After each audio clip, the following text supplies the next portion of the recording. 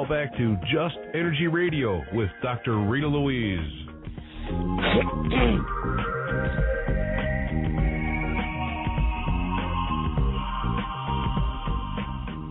Hello and welcome back to Just Energy Radio. I'm your host, Dr. Rita Louise, and thank you for staying tuned to the second hour of the show. We're here talking to Klaus Dona. Now, if you're interested in what we've been talking about, he has a video called Klaus Dona Chronicles, Secret Worlds 1. And so we're going to talk about it a little bit later, but this is just a small selection of what I think are images and information that are on that video. So I would highly recommend it if this is something you're finding interesting. And you can order it off of his webpage, KlausDonaChronicles.com. Klaus, before we went to the break, I suggested that we talk about the jade inlaid cup set that was also found in that mine in Ecuador. Yes. And could you explain a little bit about that? Yes. There's it's a kind of jade. It's not clear jade. We call it jadeite. And the big cup has an inlay of a perfect star constellation.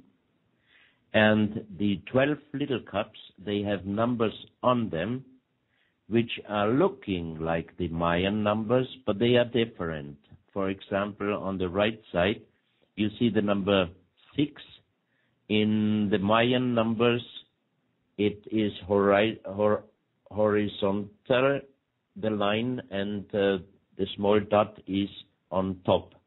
So the numbers are looking a little bit similar with the Mayan numbers, but they are different. And each of these little cup is, of course, handmade. That means everyone is a little bit different in size.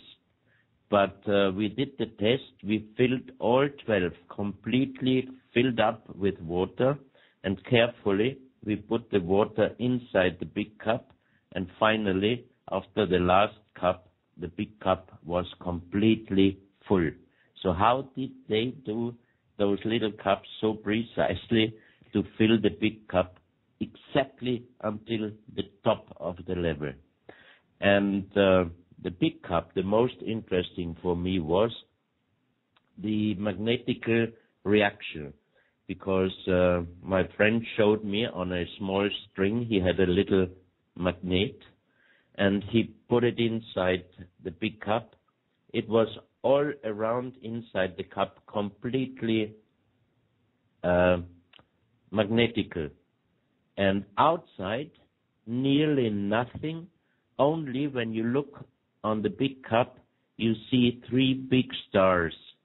Exactly in the center of these 3 stars, it was very magnetical. On the other outside, not so much. So I asked several geologists, and they said this is impossible, because if a stone or jade has iron material inside, it must be same magnetical from both sides. So this is a really big mystery. And the star constellation itself is perfect. You have the Orion, you have,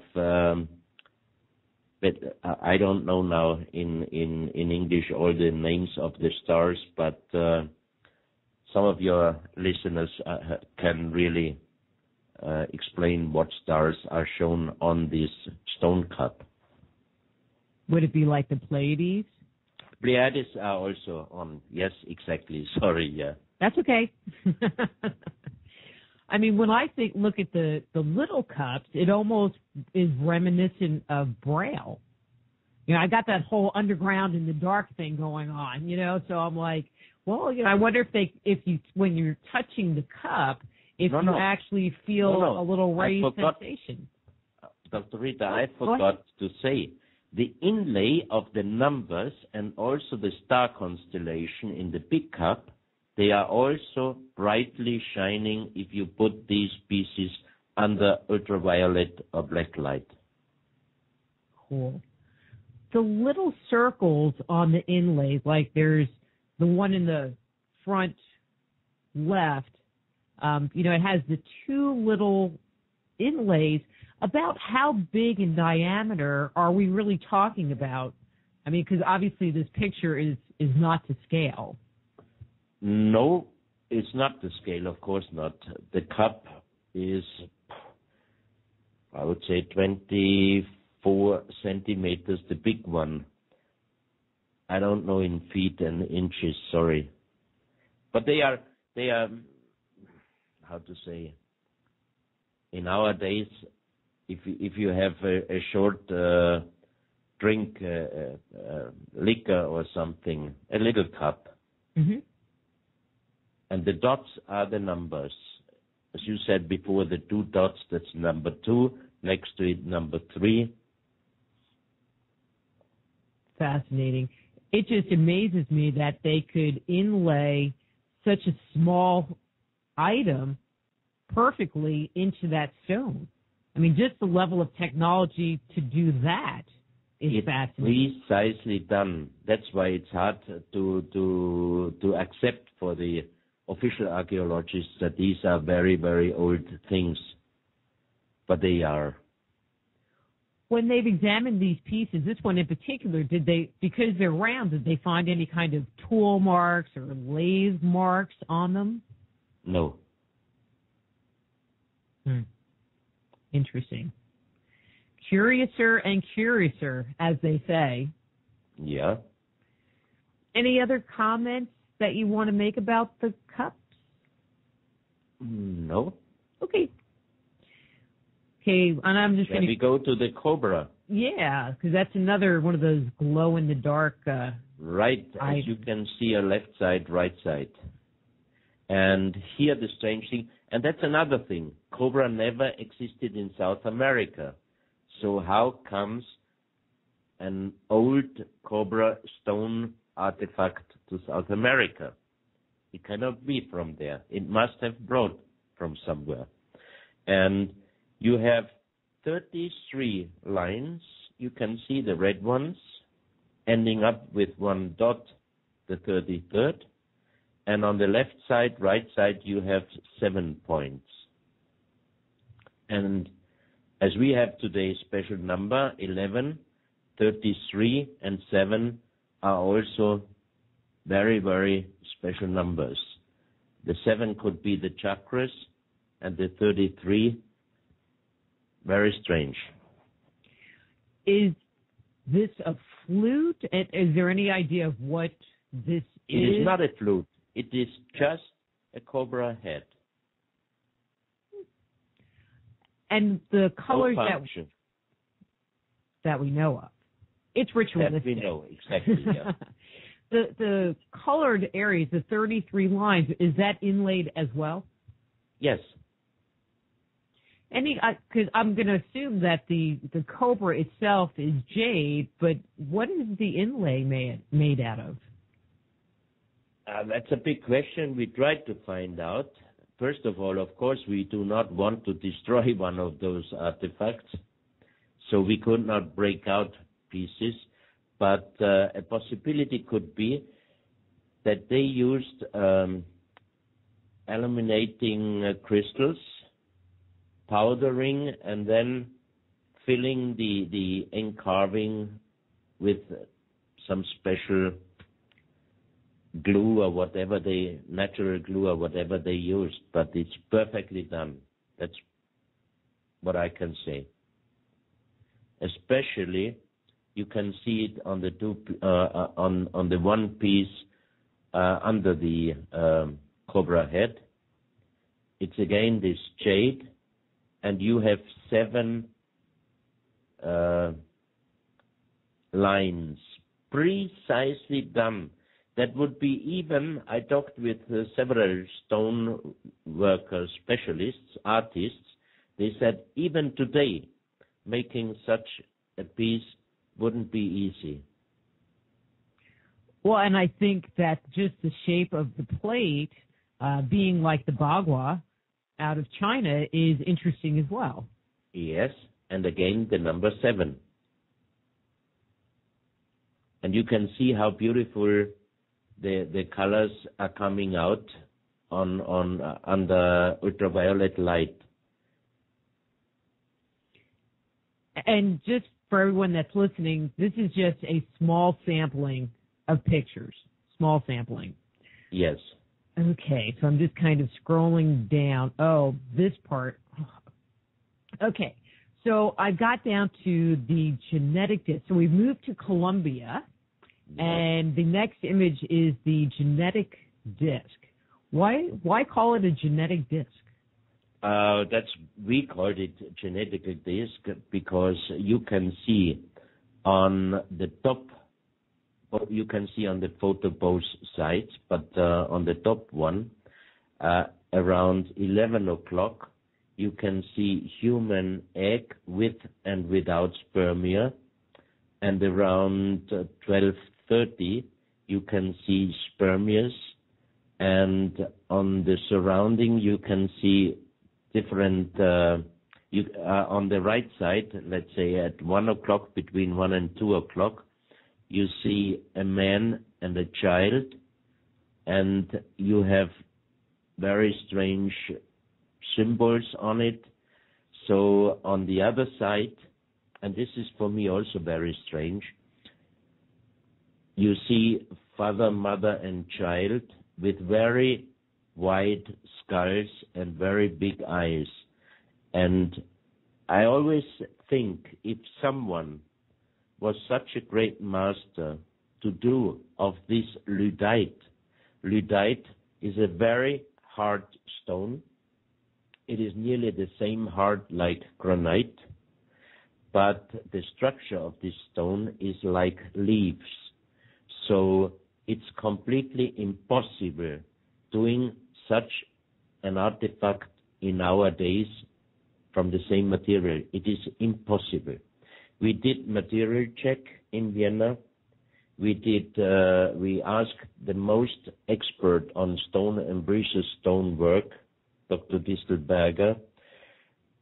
He was with us at the material check, and he said, I'm happy that I attended the material check because otherwise I could not believe it.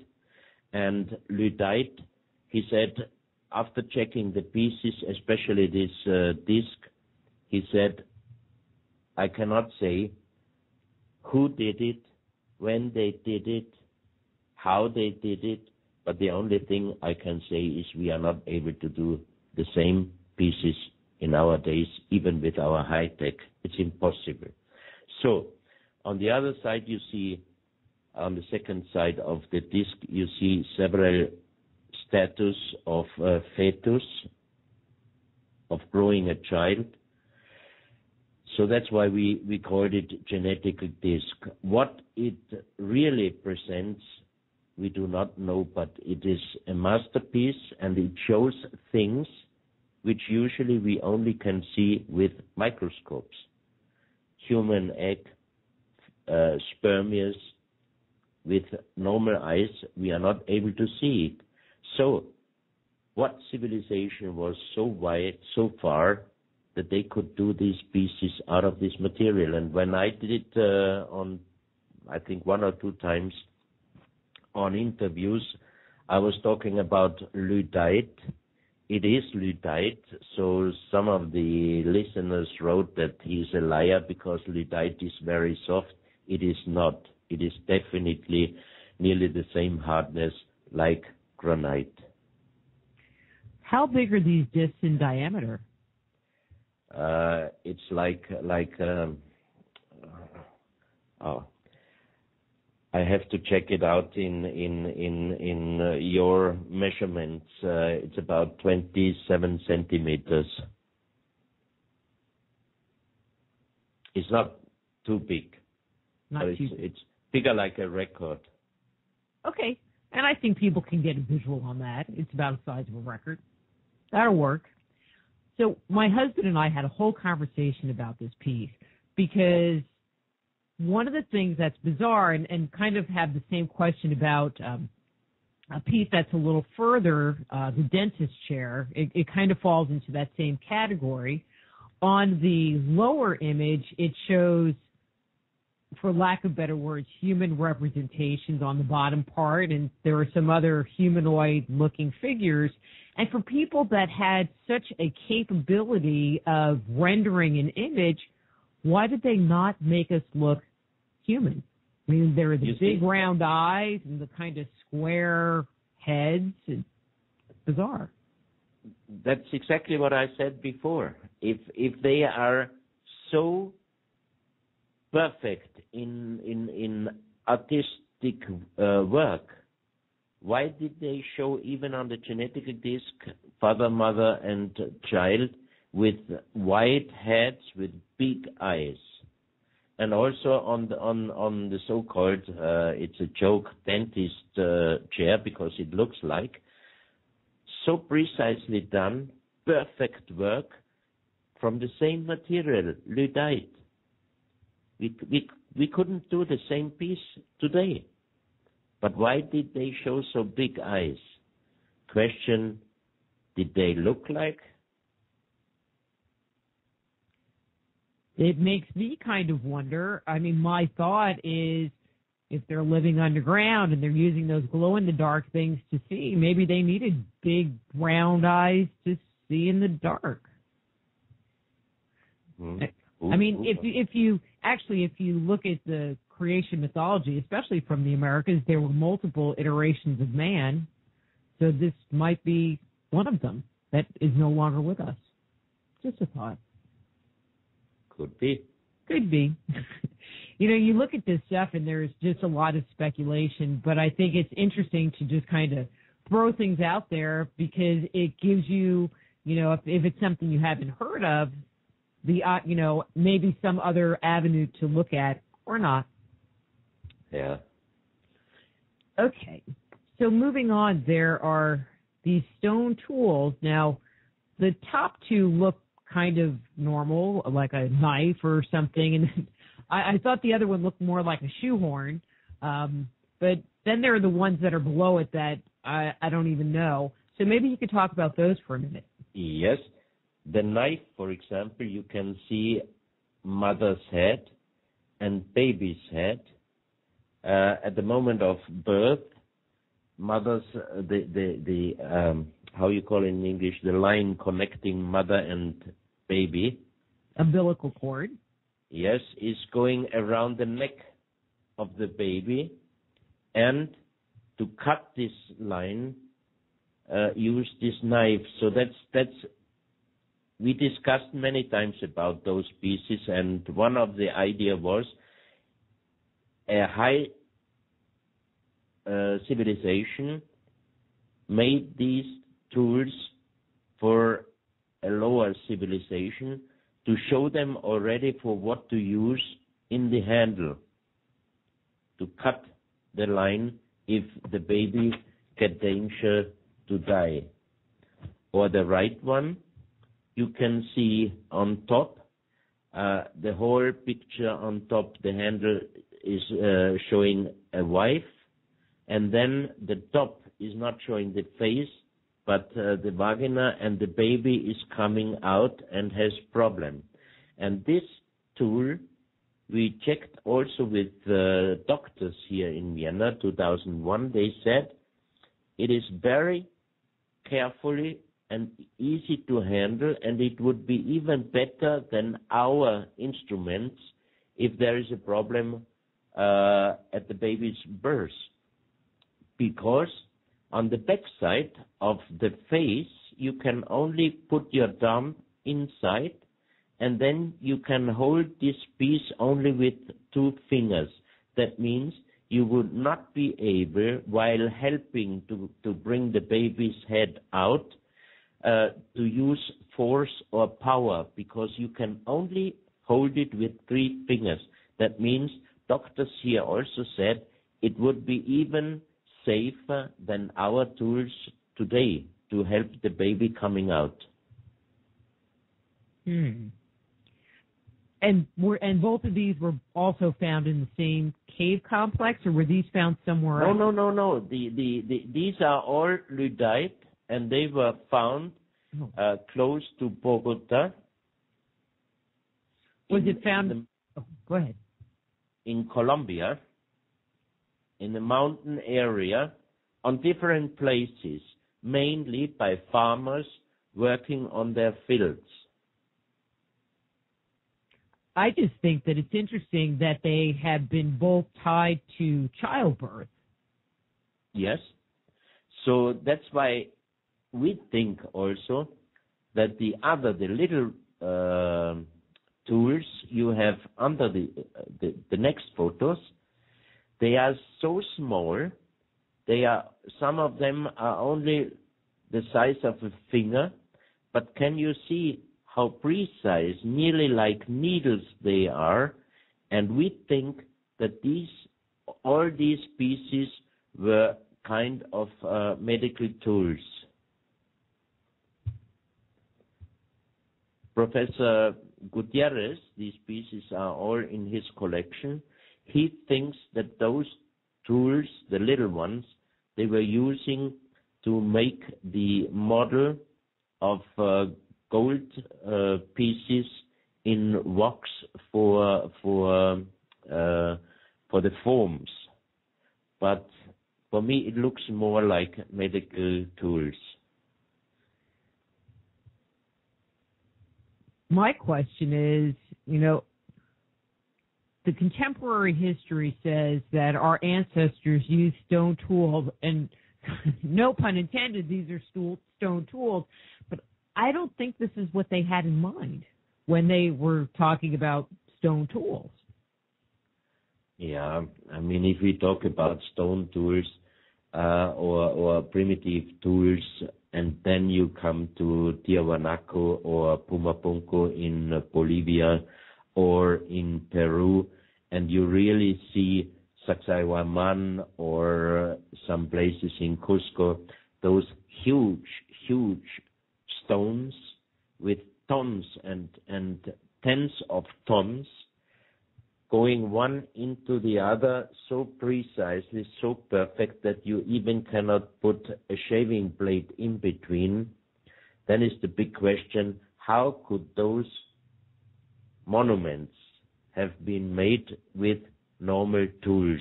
Even we in our days, most of those things we might not be able to make, even today with high tech. So how we are always thinking that our ancestors were primitive and so on, but if you watch all those huge stone monuments and stone walls and everything, you just can say it's impossible. Most of it wouldn't be possible even for us today with high tech and everything. For example, we checked the biggest stones in South America, the weight, and which helicopter would be able to move those stones because they were brought over mountains from one place far away to the place where they are now.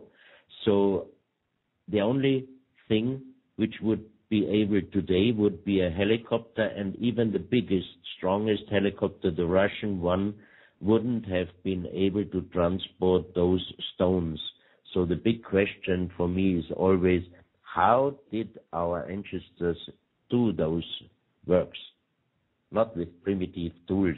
And one of the explanations, I really get angry when I hear, they were so many people and they had so much time. So this is not an answer on questions like these. I don't think so either. One of the things that I was looking at the other day, speaking about Tiahuanaco and Pumapunco, is you were talking about the Cyclopedian architecture there. And one of the things that has come to my awareness actually fairly recently is very similar architecture on like Easter Island. And I thought to myself, well, I wonder if there's similar structures in Europe. Kind of a dumb question, but I thought about it, kind of did some research. And one of the structures that actually had very similar stonework was the Temple of Apollo in Delphi. But what I thought was interesting is even though it had the multifaceted rocks that were all fit together, it wasn't as a high quality as you find in South America. Yes. Precisely, especially in Pumapunku. I mean, there are stoneworks which even today wouldn't be an easy job or nearly impossible. But when we talk about stones, I was 2 times this year in South Africa with Michael Tellinger, and we visited some of the hundreds of thousands of stone circles in South America. Not 1, not 10, not 100, thousands, 10,000s. And the official archaeologists in South Africa are saying these stone circles were cow storages. It's completely nonsense because Michael Tellinger and his team, they did research on some of the stone circles, and they found out, first of all, they are precisely done through the equinoxial lines and everything. Second, these stone circles are producing sound and heat, energy. The sound is for 72 decibel and 145 megahertz. That means if it would be 72 and 144, it would be the critical mass. That means producing levitation and free energy. And they found out that the stone circles are producing heat. That means the animals in the night, of course, they feel more than we human. They feel the warmness, and they are going inside the stone circles, and they are sleeping there because the earth is much warmer than outside. So that was the reason why archaeologists are saying the stone circles are cow storages. But hundreds of thousands, so the big question would be, where did the people live if for the cow storages are already hundreds of thousands and there are no buildings and nothing else around? So that means, again, they knew so much, our ancestors, which we do not know even today. And also at the Sun Pyramid in Bosnia, they did also energy check on top of this mountain, and there comes out a very, very strong energy, sound energy. All over the world, it's the same. Or the next place with a stone monument, Sardinia. I was also this year, one time and last year, in Sardinia. They have thousands of big stone towers made out of very huge stones. And also there are many, many stories, and not only stories about giants. There are big giant tombs, they call it in Italy, giant tombs. And we met in a small village. We met some very old gentlemen, and shortly before the Second World War, when they were still young, they saw that military took out very big skeletons from those so-called giant tombs. So again, huge stone monuments in connection with so-called giants. The same we have in Tiahuanaco and also in Teotihuacan in Mexico. When the conquistadors arrived in Mexico and they asked the Aztecs if they built those monuments, they said no. They were built by giants. And the same story happened when the conquistadors asked in Tiahuanaco if the Aymaras or Incas did build those big monuments. They said no. They were built by giants when the sun was not shining. Isn't that strange? Well, not really in my mind. Not with their glow-in-the-dark big-eyed people.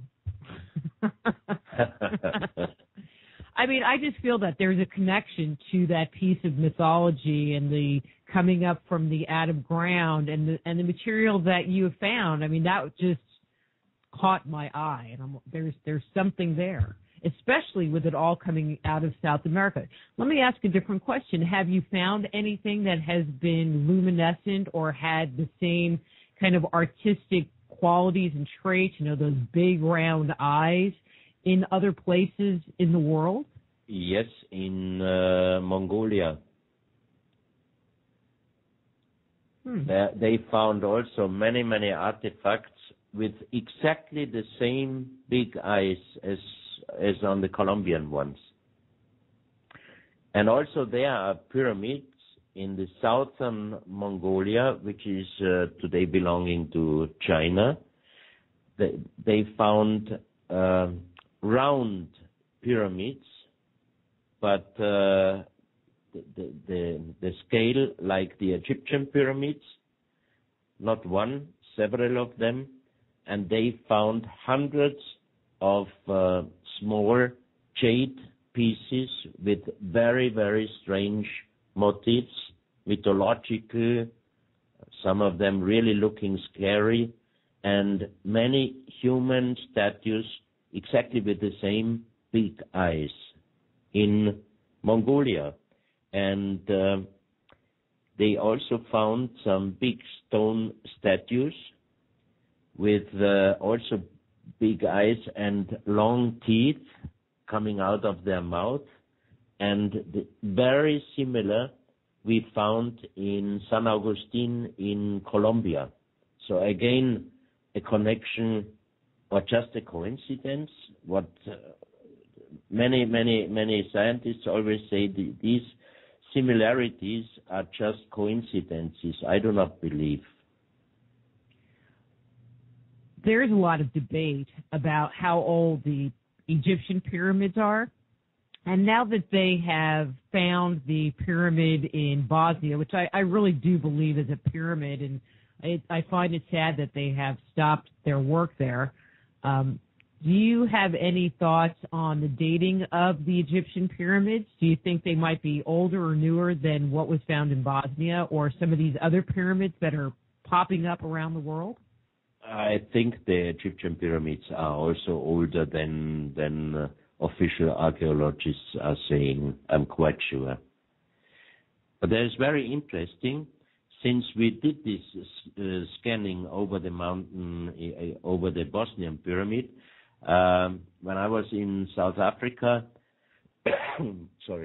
Michael Tellinger showed me the Adams calendar, which is he thinks older than 80,000 years, a stone astronomical calendar.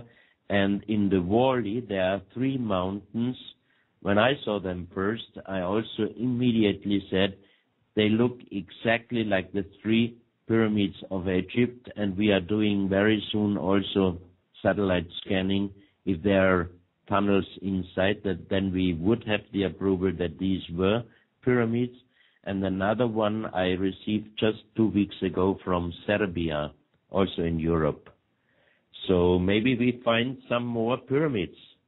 They are still looking like mountain, but when I saw the drawings of the conquistadors from Teotihuacan, at this time the Sun and Moon Pyramid also looked nearly like a mountain. And they weren't nearly that old. Yes. So not so long to be covered up with earth and vegetation over thousands and thousands of years. Yes. Do you think that the pyramids in South America are, I'm going to say, as old as some of the other pyramids that are being found, or do you think they're a more recent development? I think they are older. That's my personal meaning. Okay. Okay, let's see. So there was a couple of last pieces that we have not talked about, which were interesting, and we get to go across the world to Guinea, West Africa. I mean, we've spent a lot of time in South America, and But now we have these very interesting pieces, and the first one is of a stone giant. Yes. He is sitting on an elephant.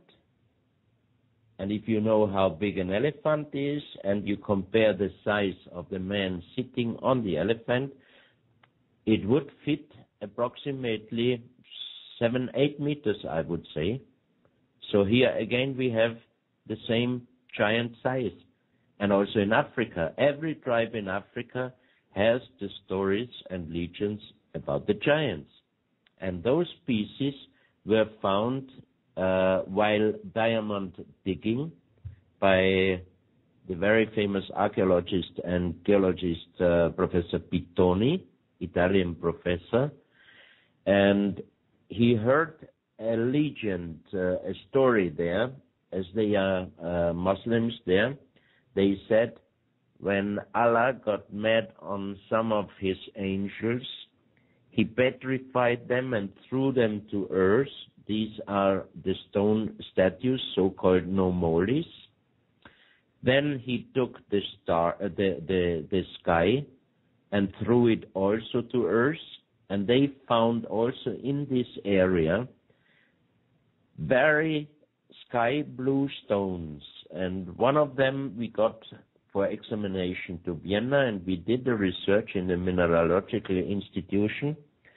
And we found out that this stone is not a natural stone, it's an artificial, man-made stone. And the story ends with Allah took the stars and threw them to earth, and these are the diamonds. So all these three diamonds, the stone Anomalous, and the so-called sky stones are connected into a legend. But these stone monuments, stone statues, were found in different layers. And as Professor Pittoni, as a geologist and archaeologist, he always, when they found one piece, he took some organic material next to this artifact and did age dating.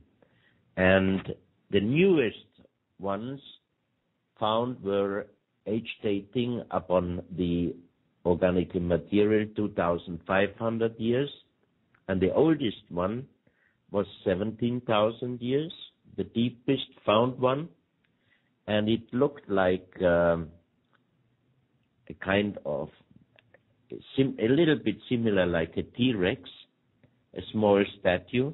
And when he found this statue, it made a noise. There was something inside the statue. So when I received these pieces, also this oldest little statue, including there was a hole that was closed with a stone with the same material, and inside the statue was a little metal ball. So I asked Professor Pittoni if we can do a material check on this metal ball, and he accepted.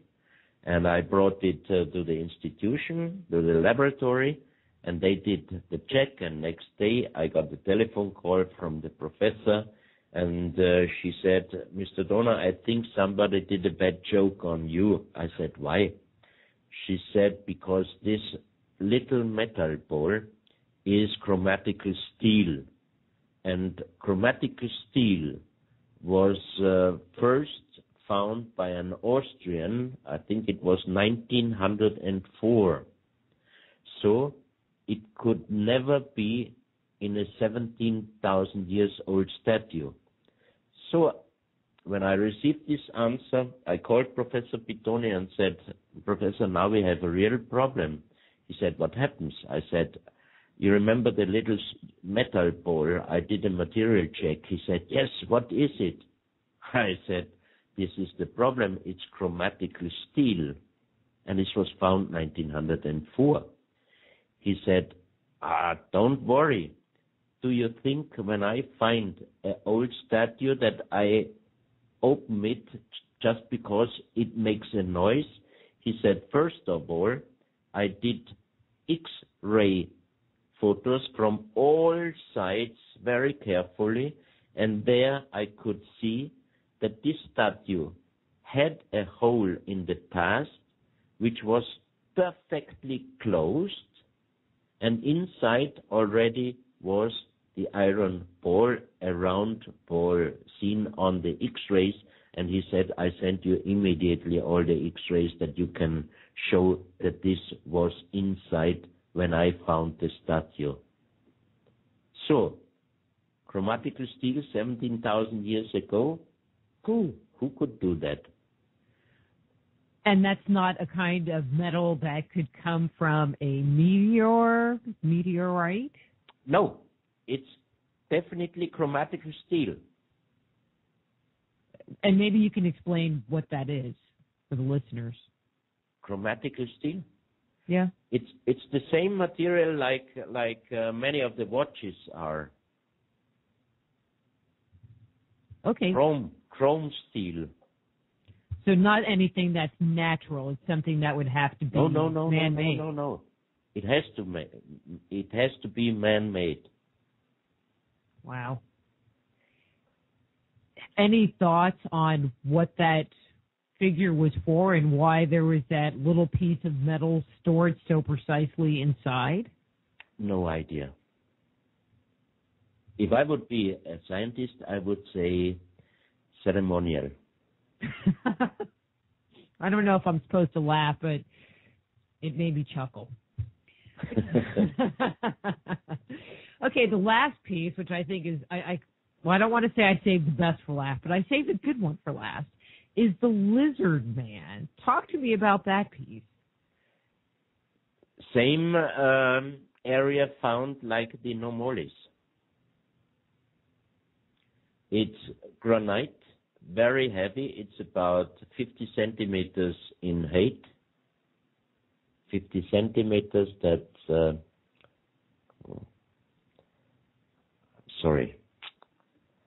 in feet, I don't know, but very heavy, precise, done perfectly. And there are several of these different human bodies with snake head, or this looks more like a dinosaurus head or animal head. There are different ones found in the same area. And interesting is that in this area in Guinea, the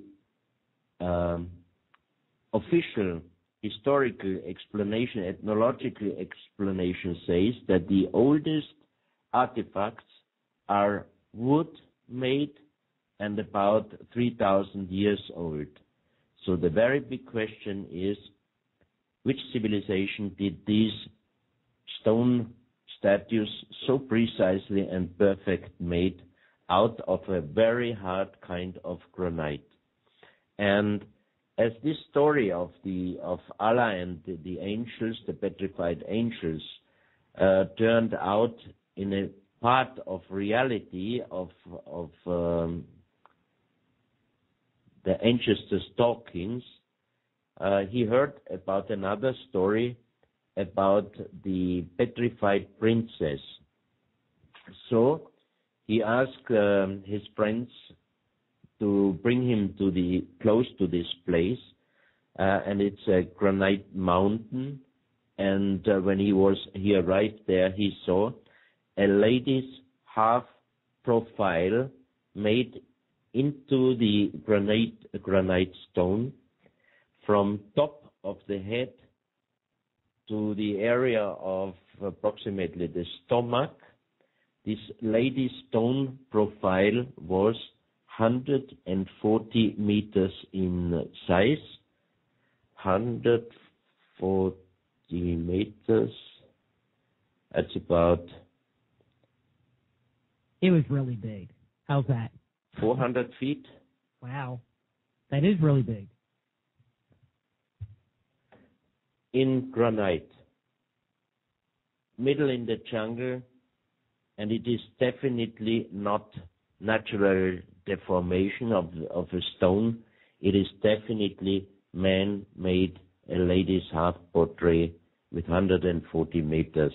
The big cathedral, the biggest cathedral in Austria, the St. Stephen's Cathedral. The tower is 136 meters, so you can imagine how big this lady's profile in the Stone Mountain is. First question, who could have done it? And second question, how could they have done it? Third question, why would they want to do it? When they look at the stone, is there obvious, I'm going to assume there is a certain amount of weathering, but is there extensive weathering showing that it's extremely old, or? The lady's profile. Sorry, I didn't get the question. Yes, the lady's profile. I mean, obviously it's been exposed. As a geologist, he said he checked the ground of this mountain, and the sinking of this ground gave him a data of approximately 12,000 years.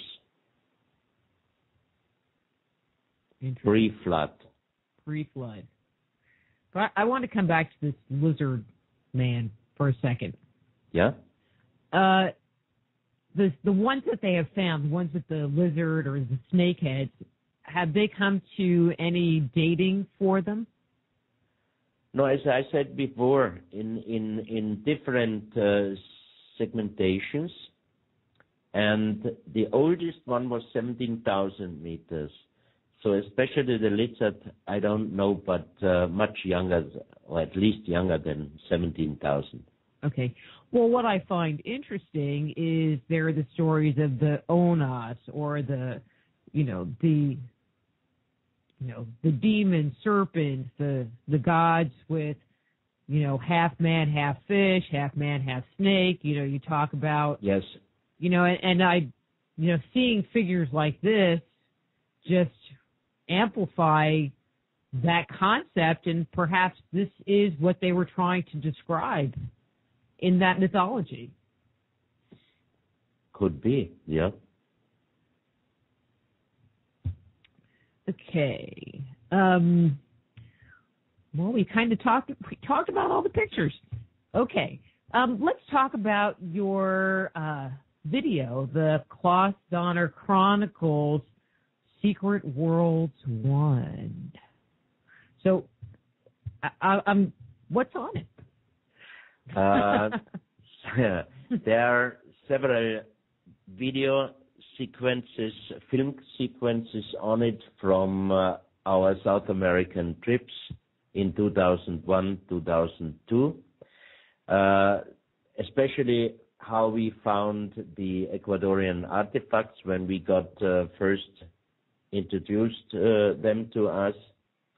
There is also Colombia, the Colombian artifacts shown on film sequences. There are many, many other photographs from Ica stones, from hidden collections, and some explanations. So that's only material we did in the past, but we are planning now some new researches, especially last November, first time informations about a Central American private finding. A farmer found in a cave on his ground 3,000 artifacts. And when I received the first photos, I was really shocked, because I was always the one who said, as long as I do not have any approval of extraterrestrial connections or so on, I'm not the right one talking about it. But when I received the first photos, there were UFOs on it, or as they called them in thousands of years ago in India already, Vimanas. Some of them looked very similar with some photos from Second World War, as there are photos going around and stories about flying saucers from the Germans at the end of the Second World War. Some of the artifacts were showing kind like extraterrestrials, but different types. So I was very skeptical. They were so good, these ink carvings and photographs on the photographs, that I was really, I immediately thought they are too good to be reality. So I asked for some of the pieces for material check. And I was also again surprised because it was a kind of, we call it kaolin, and some of them different stones, completely different stones, but very beautiful work. And the whole collection has about 3,000 pieces, and very soon we got the allowance to do a documentation. And I would also like to do all the pieces photographing that we can really find an explanation. But incredible collection. And there are in Bolivia new findings. We got information about some new giant skeletons. We tried to make a documentation. But the only problem is always we have to get help, because to do such excavations or researches costs always a lot of money, and that's the only problem. But when time comes, also hopefully the money comes. Why do you think that the scientific world or even the art history world isn't taking more notice of these pieces and being willing to step up to the plate to look at them? There are too many examples in the past. What happens if a scientist get connected with such stories, like in United States, a famous Dr. Virginia Steen McIntyre. She did research in Mexico and found human living places dating over 200,000 years, and when she published it, she lost her job. So another story of a German scientist, she was young, she found out that mummy textiles in Egypt included tobacco and coca. So when she published it, everybody, the whole science world was against her, because that's crazy. And then they studied, or they researched her student life, and they found out that when she was young, sometimes she smoked some different cigarette, and then her image and her job was done. Few years later, Russian scientists approved, because they also did checking on the mummy textiles, and they also found tobacco and coca. But that means that there must have been in the past a connection between South America and Egypt. Otherwise, coca wouldn't be possible in Egyptian mummy textiles. So if you have, there are not only these two samples, there are many others. If a scientist finds something unbelievable, incredible, first of all his colleagues would be against him, definitely. Is that a kind of jealousy or whatever? I don't know, but it is very strange. So some of the scientists which are helping me, they told me from the beginning, I help you, I make you a research on it, but don't mention my name. Well, isn't that pity? I would say if I would be a scientist, I think I would be already long time jobless. Well, I'm just hoping with Jeff on TV that's all starting to change. And Klaus, there's the music, which means we have to go. And I can't wait to hear about these new finds because I would love to have you back on and investigate it a little further. So I thank you very much that I could make this interview, and I apologize for my not so good English today, because usually my bedtime is always around 9, 10 o'clock. I'm an early bird, and it's already late and time to go to sleep. All right. Thank you, Klaus, and I would love to talk to you again soon. That's Klaus Dona. Thank you very much. And his webpage is klausdonachronicles.com.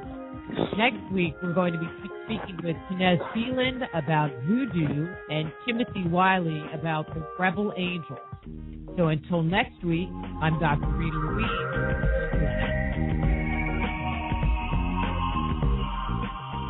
Join host Dr. Rita Louise each week at this time for Just Energy Radio.